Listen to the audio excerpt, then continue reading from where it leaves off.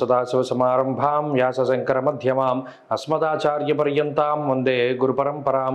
జ్యోతిషశాస్త్రాన్ని భావితరాల వారికి ప్రసాదించిన ఋషుల యొక్క పాదపద్మాలకి నమస్కారం చేసుకుంటూ, అలాగే నాకు ఈ జ్యోతిష విద్యను నేర్పిన గురువర్యులు జ్యోతిష బ్రహ్మ కీర్తిశేషులు శ్రీ ఈరంకి సూర్యనారాయణమూర్తి గారు, సూర్యశ్రీ దైవజ్ఞ గారి యొక్క పాదపద్మాలకి నమస్కారం చేసుకుంటూ, ఓం శ్రీ మహాగణాధిపతి నమః, శ్రీ గురుభ్యో నమః, హరి ఓం. వీక్షకులందరికీ నమస్కారం. జనవరి నెల 21వ తారీఖు లగాయతు 27వ తారీఖు శనివారం వరకు ఉండేటువంటి గ్రహగతుల ఆధారంగా ద్వాదశ రాశుల వారికి ఈ వారం ఏ విధమైనటువంటి శుభాశుభ ఫలితాలు కలగబోతూ ఉన్నాయో ఈ కార్యక్రమం ద్వారా తెలుసుకుందాం. అందులో భాగంగా ఈ వారం ఉండేటువంటి గ్రహగతుల్ని గమనిద్దాం. ఈ వారంలో గురుగ్రహం మేషరాశి యందు, అలాగే కన్యారాశి యందు కేతువు, అలాగే ధనురాశి యందు శుక్ర బుధ కుజగ్రహాలు, మకరమందు ఏ గ్రహము లేకుండా కుంభరాశి యందు శనేశ్వరుడు, మీనమందు రాహుగ్రహం సంచారం చేస్తూ ఉన్నారు. అలాగే చంద్రగ్రహం వృషభ మిథున కర్కాటక రాశుల్లో సంక్రమణం చేయబోతూ ఉన్నారు. ఇటువంటి పరిస్థితుల్లో ద్వాదశ రాశుల వారికి ఏ విధమైనటువంటి శుభాశుభ ఫలితాలు కలగబోతున్నా తెలుసుకుందాం. అందులో భాగంగా మొదటిది మేషరాశి. మేషరాశి వారికి ఈ వారం సాధారణమైనటువంటి గ్రహగతులు గోచరిస్తూ ఉన్నాయి. అయితే ఈ రాశి వారికి దశమ కేంద్రమందు దిగ్బలయుక్తుడై ఉన్నటువంటి రవిగ్రహం యోగించడం వల్ల ఉత్సాహం అధికంగా ఉంటుంది. ఏ పని ప్రారంభించినా ఆ పనిలో పూర్తి స్థాయిలో విజయాన్ని సాధించగలుగుతారు. ఆత్మసంతృప్తి అనేటువంటిది, దానినే సాటిస్ఫాక్షన్ అంటారు, అది అధికంగా లభించడానికి ఈ వారం అవకాశం ఉన్నది.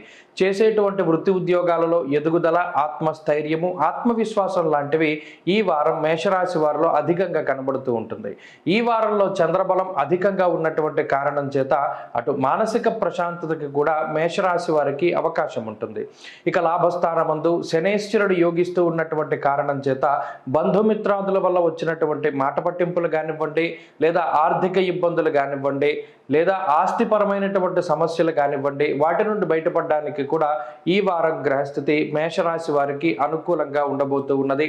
అయితే జన్మరాశి యందు గురుని యొక్క సంచారము, వ్యయస్థానమందు రాహు యొక్క సంచారము, భాగ్యస్థానమందు శుక్ర బుధ కుజగ్రహాల యొక్క సంచారం ఉండడం వల్ల ఆర్థికపరమైనటువంటి చిన్నపాటి సమస్యలు కనబడుతూ ఉన్నాయి.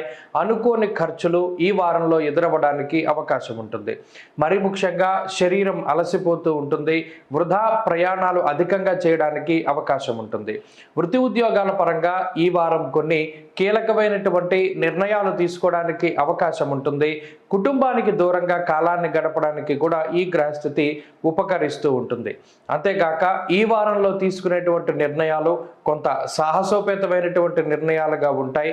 ఇతరుల యొక్క విధి విధానాల్ని పట్టించుకోకుండా మీ యొక్క సొంత తెలివితేటలు, ప్రజ్ఞ, మేధస్సు, మీ యొక్క అనుభవంతో కూడి ఉన్నటువంటి తెలివితేటల్ని ఆధారంగా చేసుకుని అదృష్టాన్ని, దైవబలాన్ని నమ్మకుండా మిమ్మల్ని మీరు నమ్ముకుంటూ ముందుకు వెళ్ళడానికి ప్రయత్నం చేస్తారు.